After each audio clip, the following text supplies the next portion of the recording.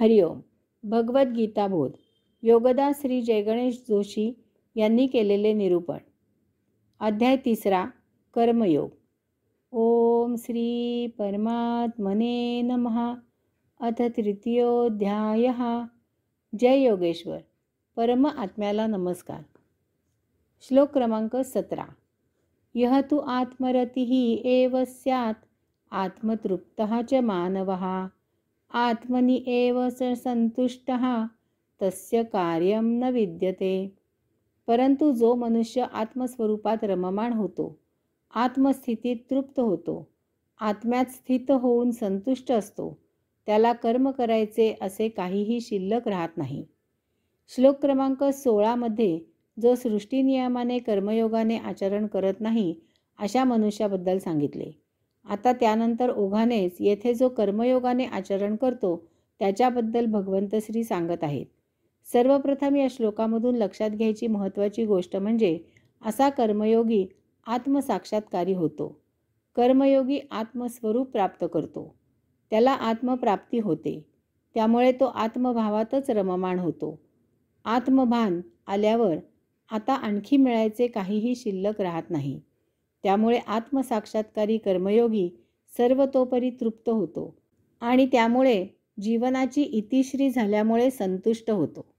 आत्मसाक्षात्कारी कर्मयोग्याच्या बाबतीत एक अगदी स्वाभाविक गोष्ट घडते, ती म्हणजे आता आत्मभान येऊन आत्मप्राप्ती झाल्यामुळे त्याला आता त्याच्या या आयुष्यात आणखी काही मिळवायचे शिल्लक राहत नाही. आयुष्याच्या तृप्तीची ढेकर दिली जाते. जीवनोद्देश पूर्ण झाल्यामुळे या जन्मी मिळवायचे बाकी काही उरत नाही. त्यामुळे तो परिपूर्ण संतुष्ट असतो. स्वाभाविकच त्याला आता कर्म करायचे बाकी काही उरत नाही. कर्म करून जे मिळायचे ते मिळून पूर्ण होते. त्याच्या कर्मयोगाची समाप्ती होते. आपण जर रत्नागिरीला जायला गाडीत बसलो आणि काही तासांनी रत्नागिरी आली की आपला तो प्रवास संपुष्टात येतो. आता आणखी प्रवास करणे शिल्लक राहत नाही. आपण गाडीतून खाली उतरतो.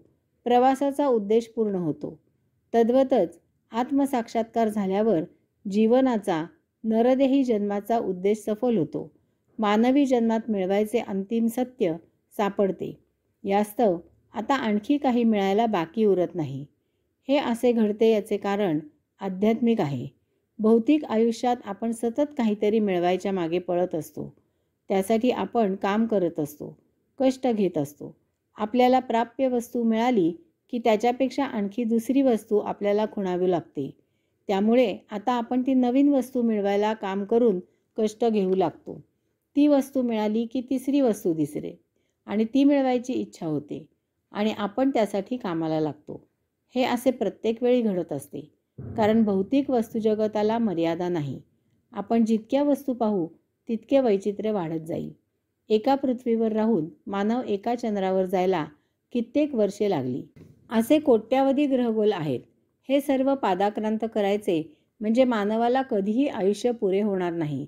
तो जन्मोजन्मी सांसारिक आणि भौतिक जीवनात सतत कर्मात अडकूनच राहील. परंतु आत्मप्राप्ती ही सर्वात अंतिम पायरी आहे. या पलीकडे आता आणखी काहीही नाही. आत्मा हा आदी आणि अंतिम आहे. यास्तव एकदा का आत्मभान आले की त्यानंतर इच्छा व्हायला इच्छा शिल्लक नसतात. तेथे तृप्ती होते. त्यामुळे मनुष्य पूर्ण संतुष्ट होतो. त्यामुळे कर्म करायला काहीही बाकी उरत नाही. देहादी इंद्रियांच्या पलीकडे केवळ आनंदावस्था असते. ती मिळाली की ती शेवटची अंतिम अवस्था आहे. आपण म्हणजेच आत्मा आहोत हे ज्ञान होते आणि आपण आत्मस्वरूप होतो. कर्मभोग देहादी इंद्रियांमुळे असतो. देहादी इंद्रियांचे भान नष्ट झाल्यामुळे कर्मभोग संपुष्टात येतो. आत्मस्वरूपावस्थेत आपण देहादी इंद्रियांच्या अतीत कर्मदशा पार करून जातो. आपण कर्ममुक्त होतो, कर्मयोगी होतो. हरिओम. श्लोक क्रमांक 18. न एव तस्य कृतेन अर्थः न अकृतेन इह कहचन न च अस्य सर्वभूतेषु कहचित अर्थव्यपाश्रयः. अशाला कर्म करण्याचा किंवा कर्म न करण्याचा अर्थ एकच होतो आणि त्याला सर्वतोपरी कशातही किंचित मात्रही स्वारस्य राहत नाही. कर्मयोगी कर्ममुक्त होतो म्हणजे काय होते ते येथे भगवंत श्री सांगत आहेत. कर्मयोग्याला वैयक्तिक स्वार्थ राहत नाही. एखादी गोष्ट घडली किंवा न घडली, तसेच एखादी गोष्ट मिळाली किंवा ती न मिळाली तरी त्यामुळे त्याला स्वतःला काहीही फरक पडत नाही. तो जे उपलब्ध आहे त्यातच मोठ्या समाधानाने आपले जीवन व्यतीत करतो. किंवा असे म्हणूया की कर्मयोगी हा आत्मस्थित झालेला असल्यामुळे त्याचे जीवन जे उपलब्ध आहे त्यात मोठ्या समाधानाने आपोआप त्याच्या स्वतःच्याही न कळत व्यतीत होत असते. त्याला भौतिक वस्तूंचे भान नसते. असे असूनही तो कर्म करत असतो. तो एखाद्या सर्वसामान्य संसारी मनुष्यापेक्षाही जास्त तन्मयतेने कर्म करत असतो. हेच येथे समजून घ्यायचे आहे. सर्वसामान्य जन, सांसारिक मनुष्य वस्तूंचा वापर त्या वस्तू उपभोगण्यासाठी म्हणून करत असतो. तो देहादी इंद्रियांच्या मागण्या पूर्ण करण्यासाठी त्या वस्तू मिळवतो आणि त्यांची लज्जत घेण्यासाठी म्हणून त्या उपभोगत असतो. तो त्याच्या वैयक्तिक सौख्यासाठी वस्तू मिळवत असतो. अशा प्रकारे सर्वसामान्य जन भौतिक जगतात कर्म करताना त्या कर्मापासून वैयक्तिक सौख्य मिळणे याला प्रधान महत्त्व देत असतात. त्यासाठीच त्यांचे कर्म करणे चालू असते. याचा अर्थ जर एखाद्या कर्माने त्याला स्वतःला काही लभ्यांश होणार नसेल तर तो ते कर्म करणार नाही. सर्वसामान्य जन हा कर्मप्रवृत्त असतो. कर्म करून स्वार्थ साधणे हा त्याचा स्थायी भाव असतो. यासाठीच तो सतत कर्मप्रवृत्त होत असतो. स्वतःच्या उपभोगासाठी काहीतरी मिळवायचे म्हणून तो कर्म करायला प्रवृत्त होत असतो. वस्तूंचा उपभोग घेणे म्हणजे जीवन जगणे या विचारामुळे तो सतत वस्तू मिळवण्यासाठी कर्म करायला प्रवृत्त होतो. जसजशा वस्तू मिळत जातील तसतशी ही कर्मप्रवृत्ती वाढत जाते. किंवा वस्तू न मिळतील तरीही त्या मिळवण्यासाठी त्याची कर्मप्रवृत्ती सतत जोपासली जाते.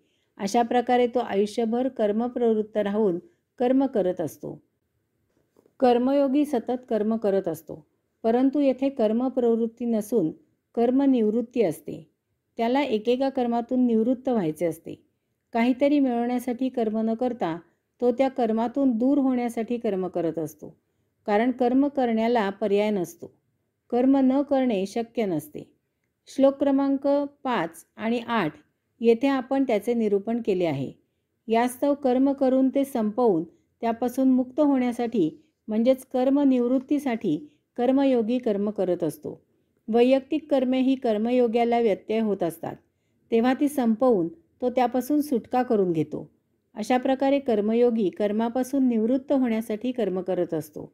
कारण कर्मयोग्याचे कर्म हे वैयक्तिक उपभोगांसाठी नसते, ते परमात्म्याचे काम असते. छत्रपती श्री शिवरायांनी आपले खाजगी जीवन स्वराज्याला वाहिले होते. त्यांचे वडील शहाजीराजे मोगलांकडे मोठे सरदार आणि जहागीरदार होते. त्यामुळे शिवाजीही मोगलांचे सरदार होऊन आपले वैयक्तिक जीवन सुखी करू शकत होते. परंतु त्यांनी आपले खाजगी आयुष्य स्वराज्याला अर्पण केले. आपले जीवन रयतेच्या रक्षणाकरिता, समाजाच्या भल्याकरता, धर्मसंस्थापनेकरता वेचले. आपला पराक्रम, आपले शौर्य परमात्म्याच्या कार्याकरता उपयोगी आणले. यास्तव छत्रपती श्री शिवाजी महाराज कर्मयोगी होते. श्री समर्थ रामदास स्वामी लग्नाच्या भोवल्यावरून पळून गेले. संसार, घर, खाजगी उपभोग इत्यादी सर्वांचा त्यांनी त्याग केला. धर्मजागृतीकरिता, समाजाच्या उद्धाराकरिता, धर्मसंस्थापनेकरिता त्यांनी आपले वैयक्तिक आयुष्य अर्पण केले. ते कर्मयोगी होते. लोकमान्य टिळक महाअलौकिक असे बुद्धिमान होते. त्यांनी भौतिक दृष्ट्या उत्तम प्रकारे आपले आयुष्य मोठ्या सौख्यात व्यतीत करता आले असते. परंतु त्यांनी स्वराज्यासाठी, हिंदुस्थानला ब्रिटिश राजवटीपासून मुक्त करण्यासाठी, हिंदुस्थानातील सर्वसामान्य जनतेला ताठ मानेने स्वधर्माने जगता यावे यासाठी आपले खाजगी आयुष्य देशसेवेला ओवाळून समर्पण केले. ते कर्मयोगी होते.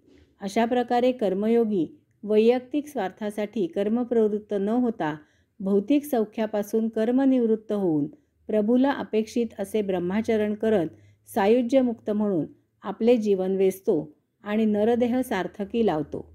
हरिओम.